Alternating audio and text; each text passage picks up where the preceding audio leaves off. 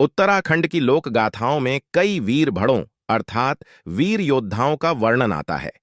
इन्हीं वीर योद्धाओं में से एक वीर भड़ हैं माधो सिंह भंडारी, जिनका पहाड़ी लोक गाथाओं में अपना अलग विशेष स्थान है।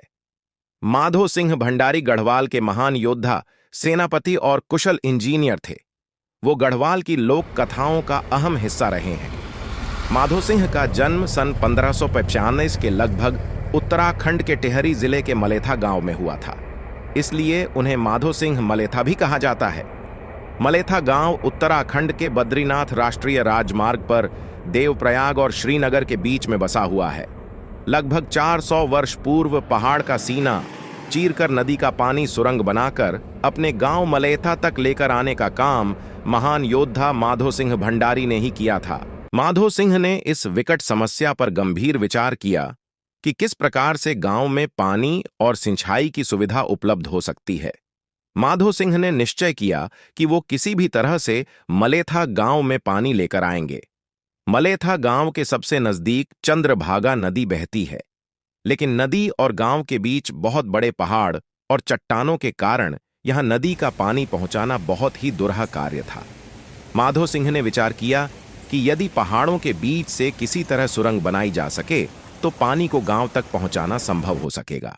कठोर चट्टानों के बीच से लगभग 2 किलोमीटर लंबी सुरंग किस प्रकार मलेथा तक पहुंचाई जाए, यह कार्य बेहद कठिन था।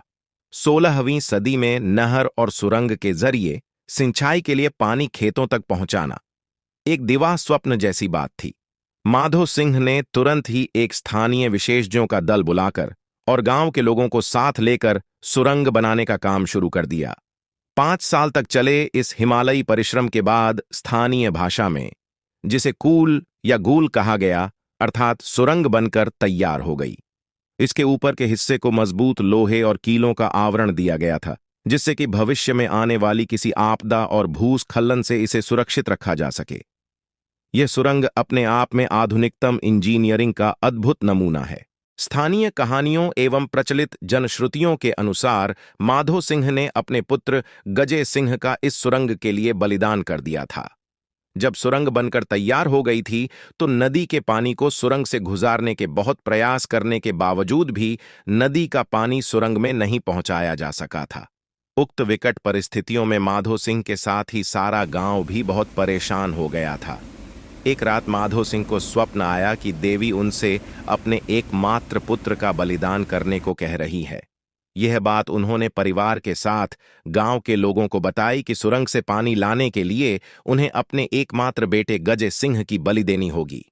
माधो सिंह इस विचार के लिए तैयार नहीं थे, लेकिन गजे सिंह लोकहित के लिए इस बलिदान के लिए खुद ही राजी हो गए।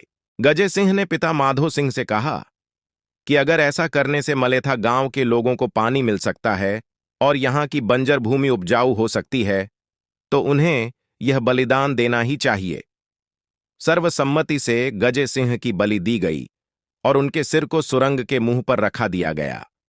इसके बाद जब नदी के पानी को सुरंग की ओर मोड़कर गुजारा गया तो पानी सुरंग से होते हुए गजे सिंह के सिर को अपने साथ बहाकर ले गया और गजे सिंह के सिर को खेतों में स्थापित कर दिया।